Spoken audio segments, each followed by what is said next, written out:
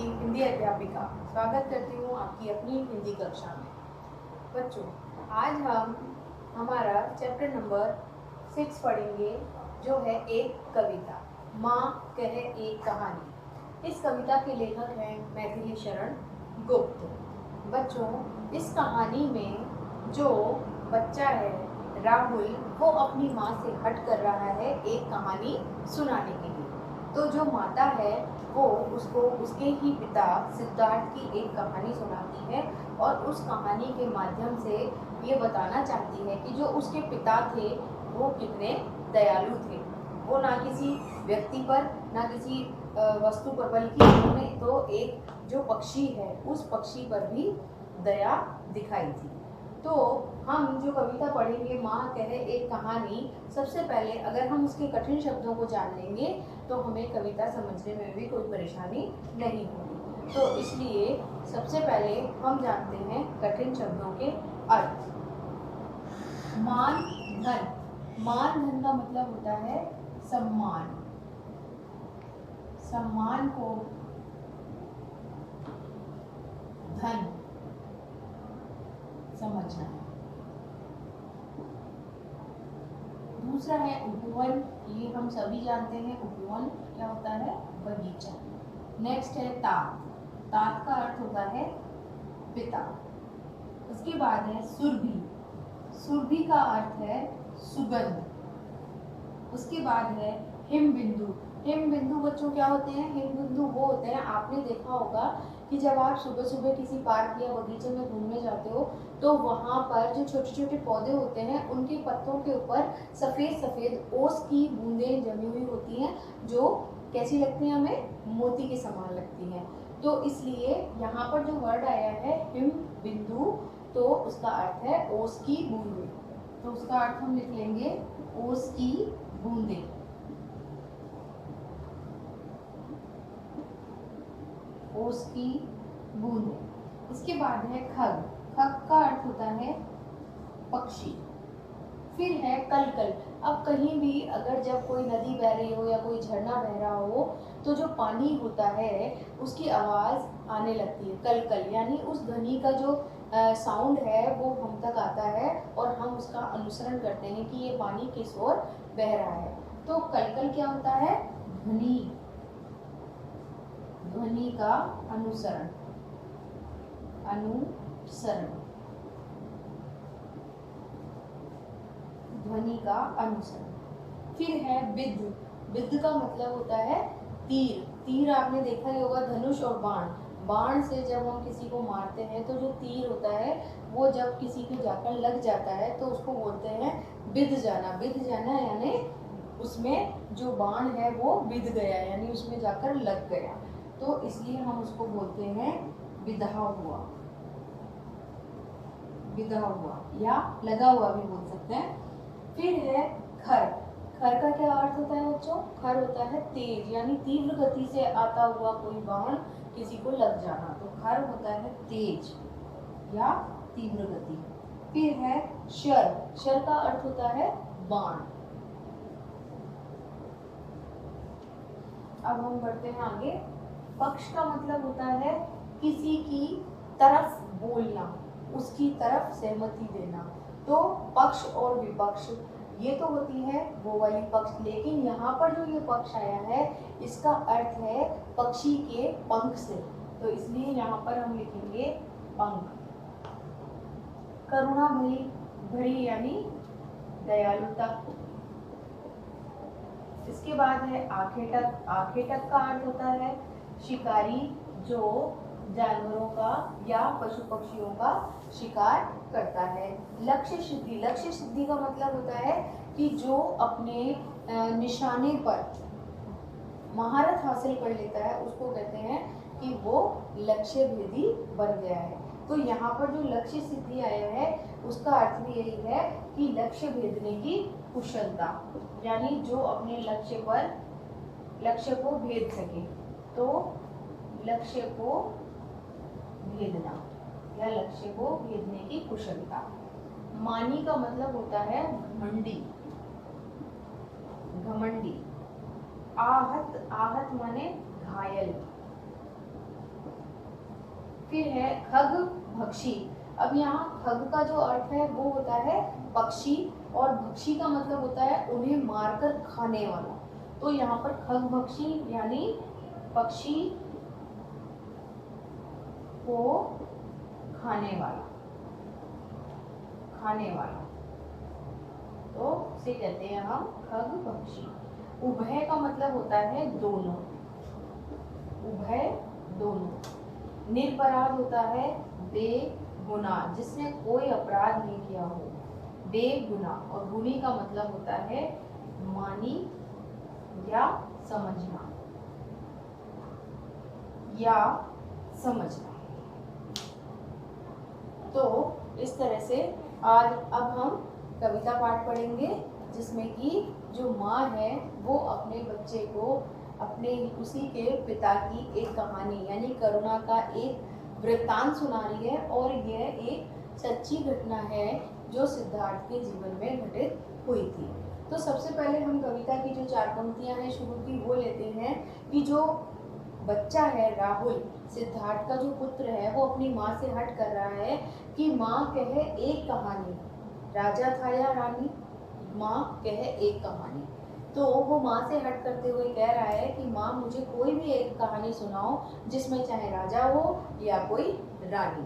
तो जब वो अपनी जिद नहीं छोड़ता है, माता उसको बहुत कोशिश करती है सुलाने की, तो जो माता है वो अपने पुत्र को क्या कहती है, वो इस कविता में आगे की पंक्तियां हैं।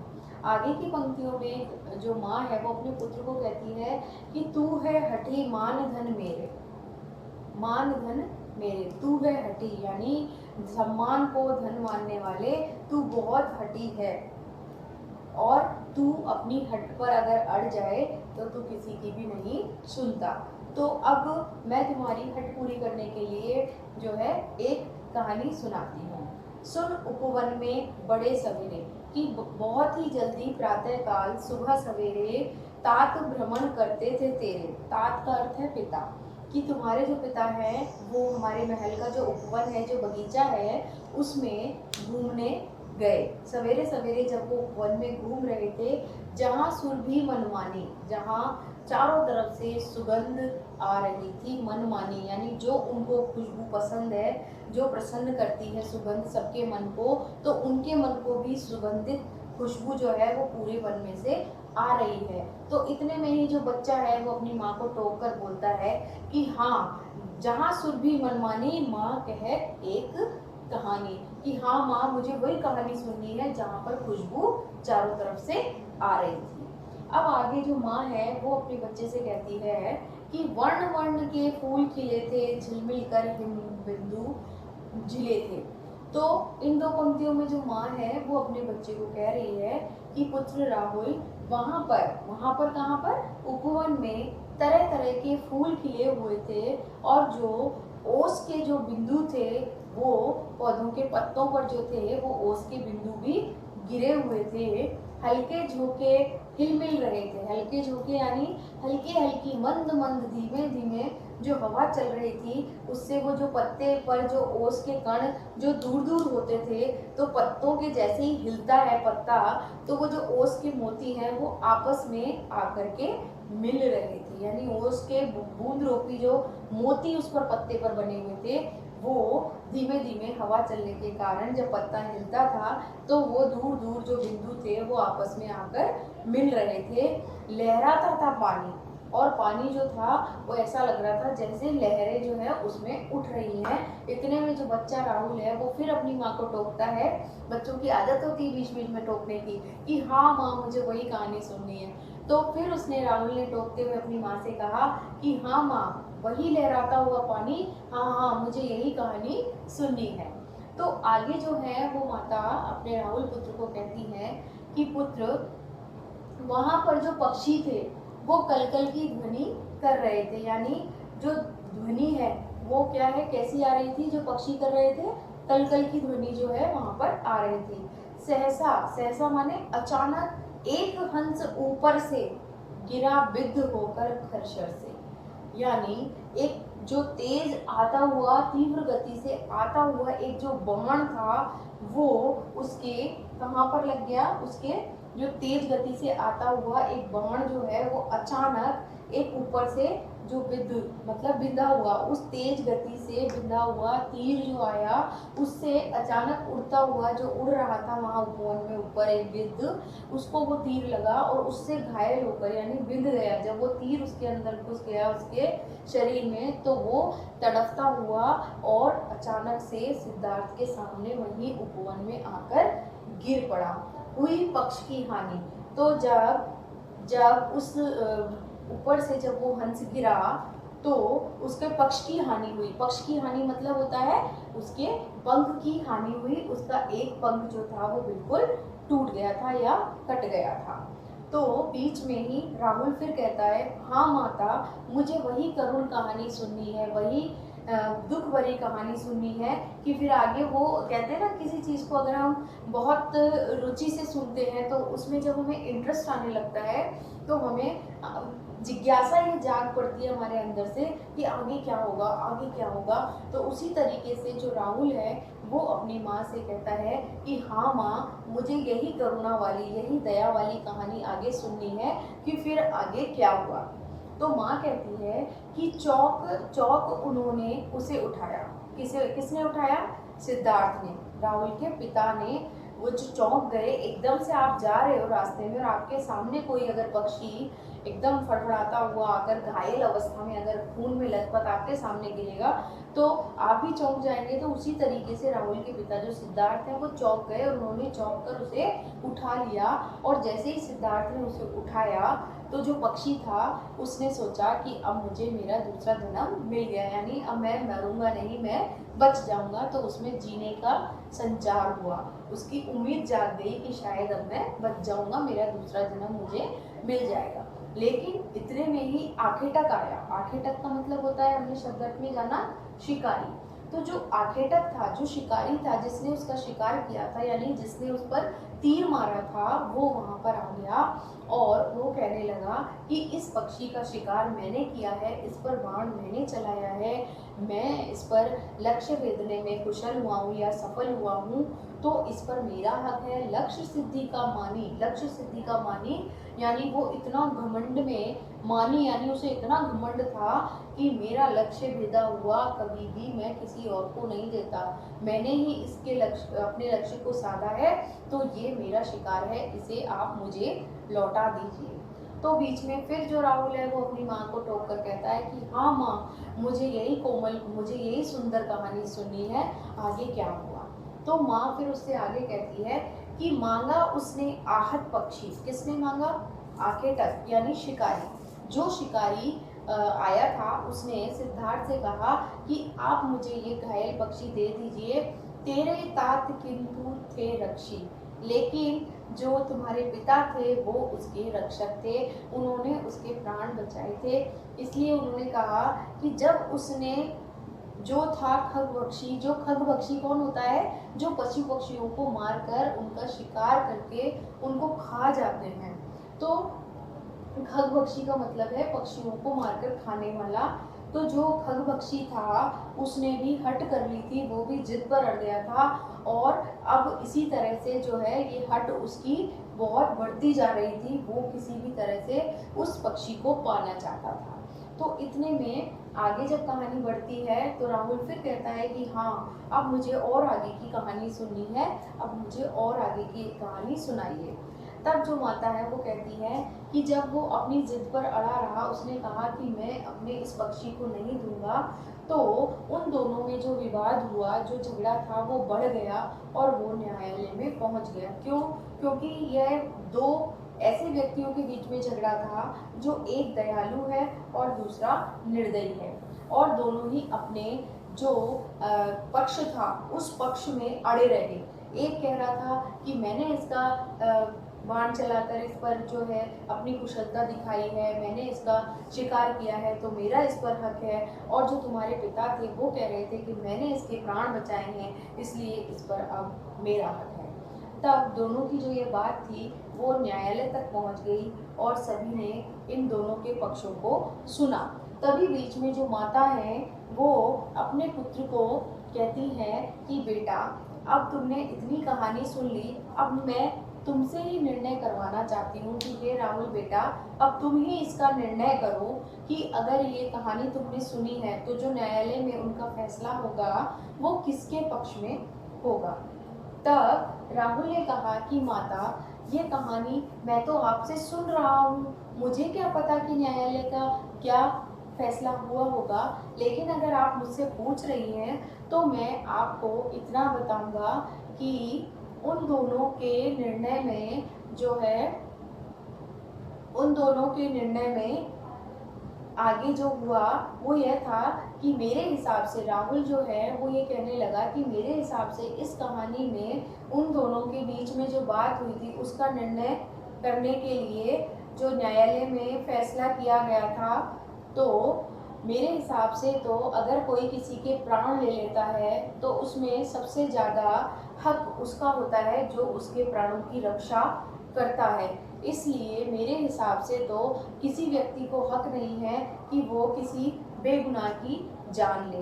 तो इस तरीके से राहुल ने अपनी बात अपने माता को कही कि मेरे पक्ष में अगर आप इसका निर्णय सुनना चाहती हैं तो मैं यही कहूँगा कि कोई भी बिना अपराध के अगर किसी को मारता है तो जो रक्षा करने वाला है वो भक्षक पर भारी है। तो माँ ने जो ये राहुल के मुंह से ये जैसे ही फैसला सुना तो माँ थी, उसने अपने पुत्र को गले लगा लिया, क्योंकि वास्तव में उसने कहा कि राहुल, अब मुझे समझ में आ गया कि तुमने मेरी ये जो कहानी सुनी है इसको समझा भी है और इसका सही निर्णय भी सुनाया है। तो बच्चों, आपको कैसी लगी ये कहानी? इसमें जो मैथिली शरण गुप्त हैं वो बच्चों को ये शिक्षा देना चाह रहे हैं इस कविता के माध्यम से कि बच्चों, जिस प्रकार सिद्धार्थ ने उस पक्षी के प्रति दयालुता दिखाते हुए उसके प्राणों की रक्षा की थी, उसी प्रकार हमें भी जीवों पर दया करनी चाहिए।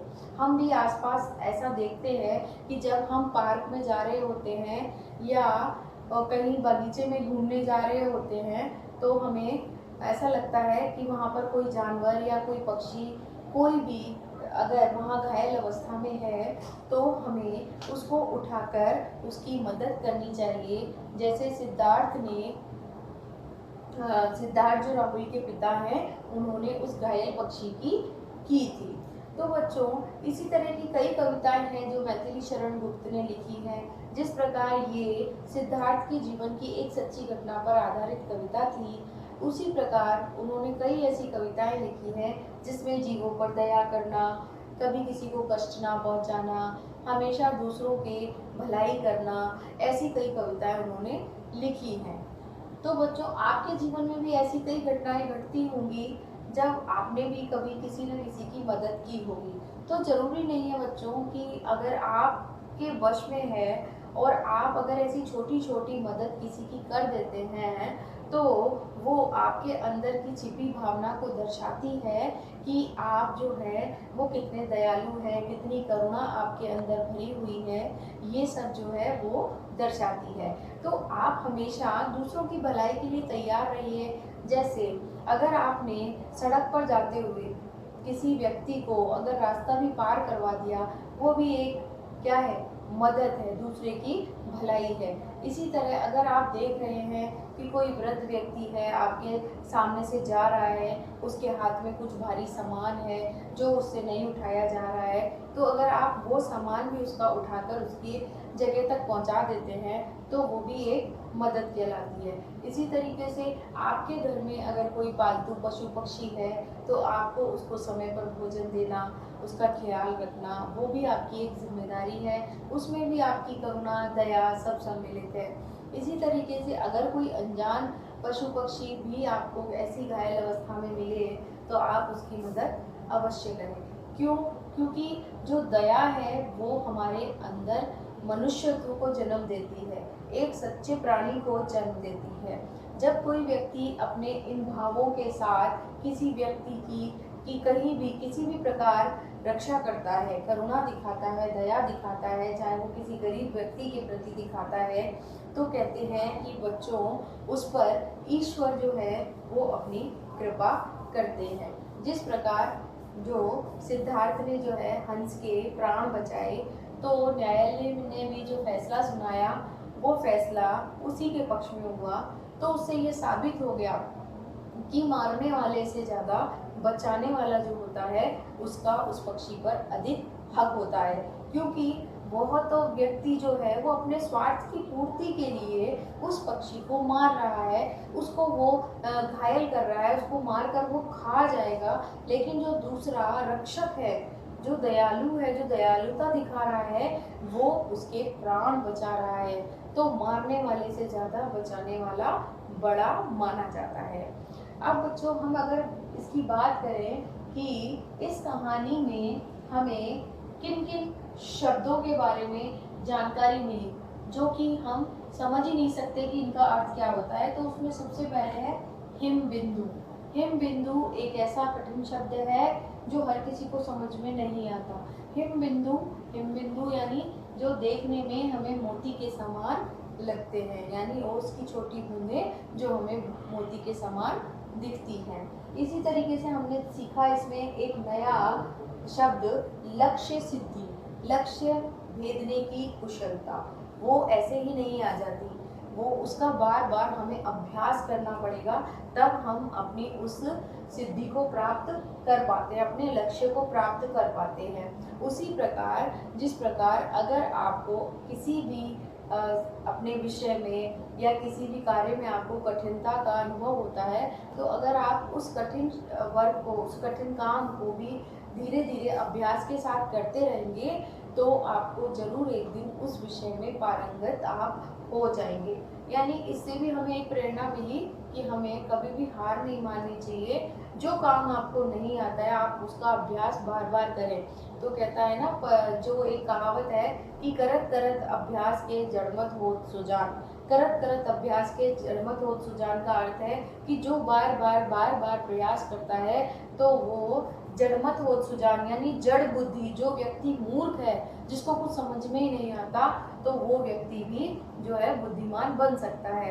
उसके लिए मैं आपको एक उदाहरण देती हूँ बच्चों कि आपने कभी गाँव के आसपास अगर आप गए होंगे तो वहाँ देखा होगा कि कुएं के आसपास जो पत्थर की जगह होती है जहाँ पर गांव की स्त्रियां रोज पानी भरने आती हैं और अपने मटके को वहाँ पर रख देती हैं, तो जो वो पत्थर की जगह है रोज उस पर जब मटका रखा जाता है तो वो धीरे धीरे जो पत्थर है वो भी उसी आकार में कट जाता है, यानी जो पत्थर है वो भी घिस जाता है।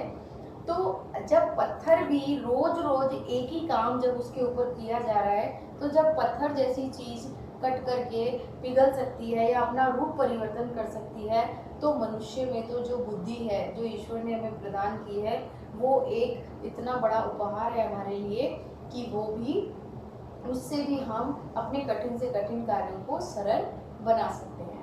तो इस तरह से आज हमारी कक्षा को हम यहीं विराम देते हैं। तब तक आप इन सारे कठिन शब्दों को एक बार पढ़िए, इनका अर्थ जानिए, कविता को पढ़िए, कविता की स्टोरी को जानिए, आपको कविता बहुत पसंद आएगी। आप इस कविता को अपने विद्यालय की किसी बाल सभा में या असेंबली में, प्रार्थना सभा में आप इसको सुना भी सकते हैं। तो बच्चों आज की कक्षा को हम यहीं विराम देते हैं, अगली कक्षा में हम फिर मिलेंगे। तब तक के लिए नमस्कार बच्चों।